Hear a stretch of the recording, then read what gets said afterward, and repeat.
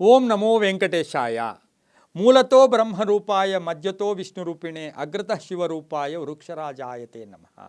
ನಮ್ಮ ಈ ಜೀವನ ಇವತ್ತಿನ ದಿವಸ ನಾವೇನು ಉಸಿರಾಟ ಮಾಡ್ತಾ ಇದ್ದೀವಿ, ನಾವು ಜೀವನವನ್ನು ಸಾಗಿಸ್ತಾ ಇದ್ದೀವಿ, ಪ್ರತಿಯೊಂದು ಕೂಡ ನಮಗೆ ಭಗವಂತ ಕೊಟ್ಟಿರ್ತಕ್ಕಂಥ ವರ, ಜೊತೆಗೆ ಪ್ರಕೃತಿ ಕೂಡ ನಮ್ಮನ್ನು ಕಾಪಾಡ್ತಾ ಇದೆ. ಆ ಪ್ರಕೃತಿಯಲ್ಲಿ ಮರಗಳ ವಿಶೇಷತೆ ಬಹಳ ಚೆನ್ನಾಗಿದೆ. ಕೆಲವು ಹಣ್ಣು ಕೊಡ್ತಕ್ಕಂಥ ಮರಗಳು, ಕೆಲವು ಜೀವರಕ್ಷಕ ಇರ್ತಕ್ಕಂಥ ಮರಗಳು, ಕೆಲವು ನಮಗೆ ಆ ಮರಗಳ ಇಂದಲೇ ನಾವು ಇವತ್ತಿನ ದಿವಸ ನಮ್ಮ ಜೀವನ ಕೂಡ ಪರಿಪೂರ್ಣವಾಗಿ ಇರ್ತಕ್ಕಂಥದ್ದು ಕೂಡ ಆಗಿರುತ್ತೆ. ಆಯುರ್ವೇದದಲ್ಲಾಗ್ಬೋದು, ವೈದ್ಯಕೀಯದಲ್ಲಾಗ್ಬೋದು, ಮರಗಳಿಂದ ಸಾಕಷ್ಟು ಶಕ್ತಿ ಕೂಡ ಕೊಡುತ್ತೆ. ಅದರಲ್ಲೂ ಕೂಡ ನಮ್ಮ ಹಿಂದೂ ಸಂಪ್ರದಾಯದಲ್ಲಿ, ಸನಾತನ ಸಂಸ್ಕೃತಿಯಲ್ಲಿ ಅಶ್ವತ್ಥ ವೃಕ್ಷಕ್ಕೆ ಹೆಚ್ಚು ಬಲ ಕೊಡ್ತೀವಿ. ಹೆಚ್ಚು ಮಹತ್ವ ಕೊಡ್ತಕ್ಕಂಥ ಒಂದು ಅಶ್ವತ್ಥ ವೃಕ್ಷ ಅಂತ ನಾವು ಕೇಳಿರ್ಬೋದು. ಅದನ್ನು ಅರಳಿ ಮರ ಅಂತಾರೆ, ಅಶ್ವತ್ಥ ಮರ ಅಂತಾರೆ. ಇದಕ್ಕೆ ಪೂಜಿಸ್ತೀವಿ. ಪೂಜಿಸೋದ್ರಿಂದ ಏನು ಬರುತ್ತೆ, ಅದರೇನು ಹಣ್ಣು ನಮಗೇನು ಯೂಸ್ ಆಗುತ್ತಾ, ಮರ ಏನೇನು ಉಪಯೋಗ ಬರುತ್ತಾ ಅಂದರೆ ಅದು ನಮ್ಮ ದೇಹದ ಅಂತಃಶಕ್ತಿಯನ್ನು ವೃದ್ಧಿಸುತ್ತೆ, ಜ್ಞಾನವನ್ನು ವೃದ್ಧಿಸುತ್ತೆ. ಅಶ್ವತ್ಥ ಮರಕ್ಕೆ ನಾವು ಕೃತಯುಗ, ತ್ರೇತಾಯುಗ, ದ್ವಾಪರ ಯುಗದಲ್ಲೂ ಕೂಡ ಹೆಚ್ಚು ಮಹತ್ವವನ್ನು ಕೊಟ್ಟಿರ್ತಕ್ಕಂಥದ್ದು. ನಮ್ಮ ಕಷ್ಟಗಳು ನೀಗುತ್ತೆ. ನಾವೆಲ್ಲೋ ಒಂದು ಕಡೆ ತುಂಬ ಕಷ್ಟದಲ್ಲಿದ್ದಾಗ ಅಶ್ವತ್ಥ ಬುಡದ ಹತ್ರ ಹೋಗಿ ಸ್ವಲ್ಪ ಹೊತ್ತು ಯೋಚನೆ ಮಾಡ್ಕೊಂಡು ನಮ್ಮ ಸಂಕಲ್ಪವನ್ನು ಅಲ್ಲಿ ನಾವೇನಾದರೂ ಹೇಳಿದ್ದೆ ಆದರೆ ಆ ಮರ ನಮಗೆ ಆ ಸಂಕಲ್ಪವನ್ನು ಕೂಡ ಈಡೇರಿಸ್ತಕ್ಕಂಥದ್ದು ಕೂಡ ಆಗಿರುತ್ತೆ. ಪ್ರಾಚೀನ ಗ್ರಂಥಗಳಲ್ಲೂ ಕೂಡ ಅಶ್ವತ್ಥ ವೃಕ್ಷದ ಉಲ್ಲೇಖ ಇರ್ತಕ್ಕಂಥದ್ದು. ಸಂಕಟಗಳ ನಿವಾರಣೆ, ಅದ್ರ ಜೊತೆಗೆ ಆರೋಗ್ಯವನ್ನು ವೃದ್ಧಿಸ್ತಕ್ಕಂಥದ್ದು. ಬರ್ತಕ್ಕಂಥ ಅಲ್ಲಿ ಗಾಳಿ ಇದೆ ಅಲ್ವಾ, ಅಶ್ವತ್ಥ ವೃಕ್ಷದ ಗಾಳಿ ನಮ್ಮ ಶಕ್ತಿಯನ್ನು ವೃದ್ಧಿಸುತ್ತೆ. ಮಕ್ಕಳಿಗೆ ಜ್ಞಾನವನ್ನು ಕೊಡ್ತಕ್ಕಂಥದ್ದಾಗ್ಬೋದು. ಈ ಮರದ ವಿಶೇಷ ಏನು ಅಂತ ಹೇಳಿದ್ರೆ, ಇದನ್ನು ಸಂಸ್ಕೃತದಲ್ಲಿ ಅಶ್ವತ್ಥ ಮರ ಅಂತೂ ಕೂಡ ನಾವು ಕರಿತೀವಿ. ಈ ಮರಕ್ಕೆ ನಾವು ಎಷ್ಟೋ ಸರಿ ನೋಡಿರ್ತೀವಿ, ಕೆಂಪು ದಾರವನ್ನು ಸುತ್ತಿರ್ತಾರೆ. ಕೆಂಪು ದಾರ ಸುತ್ತಿ ಪೂಜೆ ಮಾಡಿರ್ತಾರೆ, ಹಾಲು ಹಾಕಿರ್ತಾರೆ, ಅಲ್ಲಿ ಅಭಿಷೇಕ ಮಾಡಿರ್ತಾರೆ.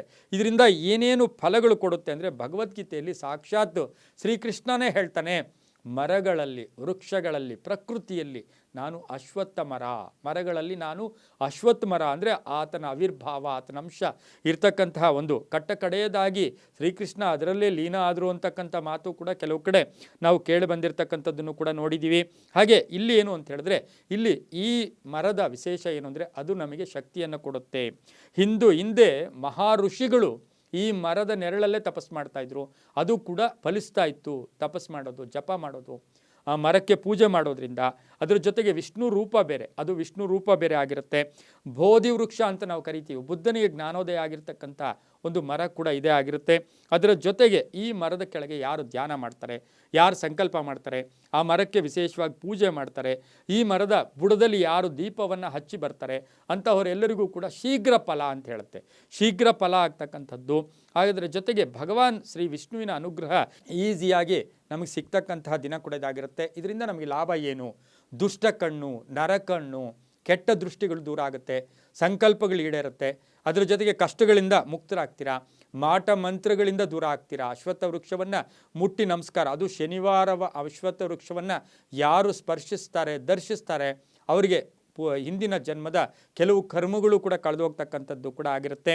ಸೂರ್ಯೋದಯಕ್ಕೆ ಮುನ್ನ, ಸೂರ್ಯ ಉದಯಿಸ್ತಾ ಇರ್ತಕ್ಕಂಥ ಆ ಸಂದರ್ಭಕ್ಕೆ ತಕ್ಕ ಹಾಗೆ ಅಶ್ವತ್ಥ ವೃಕ್ಷವನ್ನು ದರ್ಶನ ಮಾಡಿದರೆ, ಅರಳಿ ಮರದ ಕೆಳಗೆ ದೀಪ ಹಚ್ಚಿದರೆ ಬಹಳಷ್ಟು ಫಲಗಳು ಸಿಗುತ್ತೆ. ನಮ್ಮ ಆಸೆ ಆಕಾಂಕ್ಷೆಗಳು ಈಡೇರುತ್ತೆ.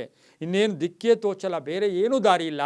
ಅಶ್ವತ್ಥ ವೃಕ್ಷದ ಕೆಳಗಡೆ ಶನಿವಾರ ದೀಪ ಹಚ್ಚಿದ್ದೆ ಆದರೆ ಶ್ರೀಮನ್ನಾರಾಯಣನು ಸ್ಥಿತಿಕಾರಕನ ಅನುಗ್ರಹ ಸಿಗ್ತಕ್ಕಂಥ ಯೋಗ ಕೂಡ ನಮಗೆ ಜಾಸ್ತಿ ಸಿಗ್ತಕ್ಕಂಥದ್ದು.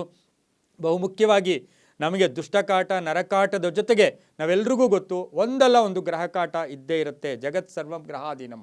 ಅಂತಹ 9 ಗ್ರಹಗಳ ಕಾಟಗಳಿದ್ದಿದ್ರೂ ಕೂಡ ನಮಗೆ ದೂರ ಆಗ್ತಕ್ಕಂಥದ್ದು ಯಾವುದರಿಂದ ಆದರೆ ಅದು ಅಶ್ವತ್ಥ ವೃಕ್ಷ. ದೇವಾನುದೇವತೆಗಳೇ ಈ ಅಶ್ವತ್ಥ ವೃಕ್ಷಕ್ಕೆ ಶಿರಬಾಗಿ ನಮಸ್ಕಾರ ಮಾಡಿರ್ತಕ್ಕಂಥದ್ದನ್ನು ಕೂಡ ನಾವು ಶಾಸ್ತ್ರಗಳಲ್ಲಿ ಇದು ಉಲ್ಲೇಖ ಇರತಕ್ಕಂಥದ್ದು ಇರುತ್ತೆ. ಸಂಪತ್ತು ವೃದ್ಧಿಯಾಗುತ್ತೆ, ಆರೋಗ್ಯ ಚೆನ್ನಾಗಿರುತ್ತೆ, ಮನಸ್ಸು ನಿರ್ಮಲವಾಗಿರುತ್ತೆ, ಭಕ್ತಿ ಉಂಟಾಗುತ್ತೆ. ಯದ್ಭಾವಂ ತದ್ಭವತಿ.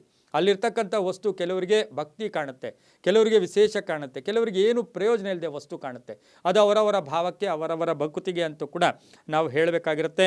ಈ ಒಂದು ಅಶ್ವತ್ಥ ವೃಕ್ಷ, ಹೋಮಗಳಲ್ಲಿ ಅಶ್ವತ್ಥ ವೃಕ್ಷದ ಒಂದು ಕಾಷ್ಟ ಇಲ್ಲ ಅಂದರೆ ಅದು ಹೋಮ ಕೂಡ ಪರಿಪೂರ್ಣ ಆಗೋದಿಲ್ಲ ಅಂತ ಕೂಡ ಶಾಸ್ತ್ರ ಹೇಳುತ್ತೆ. ಹಾಗಾಗಿ ನಮ್ಮ ಸುತ್ತಮುತ್ತಲೂ ಇರತಕ್ಕಂಥ ಮರಗಳಲ್ಲಿ ಬಿಲ್ವಪತ್ರೆ ಇರ್ಬೋದು, ಬೇವಿನ ಸೊಪ್ಪು ಇರ್ಬೋದು, ತುಳಸಿ ಇರ್ಬೋದು, ಅನೇಕ ಮರಗಳಿದೆ. ಅಂತಹ ಮರಗಳಲ್ಲಿ ಬಹಳ ವಿಶೇಷವಾದ ಮರ ಅಂತ ಹೇಳಿದ್ರೆ ಅದು ಅಶ್ವತ್ಥ ಮರ.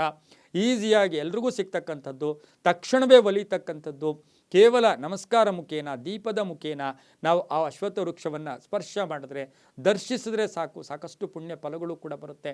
ಅಂತಹ ಫಲಗಳು ನಮಗೆ ಸಿಗ್ತಕ್ಕಂಥದ್ದು ನಮ್ಮ ಭಾಗ್ಯವೇ ಅಂತ ಹೇಳ್ತಾ ಎಲ್ಲರಿಗೂ ಒಳ್ಳೆಯದಾಗಲಿ. ಸರ್ವೇ ಜನಾಃ ಸುಖಿನೋ ಭವಂತು. ಸಮಸ್ತ ಸನ್ಮಂಗಳಾನಿ ಭವಂತು.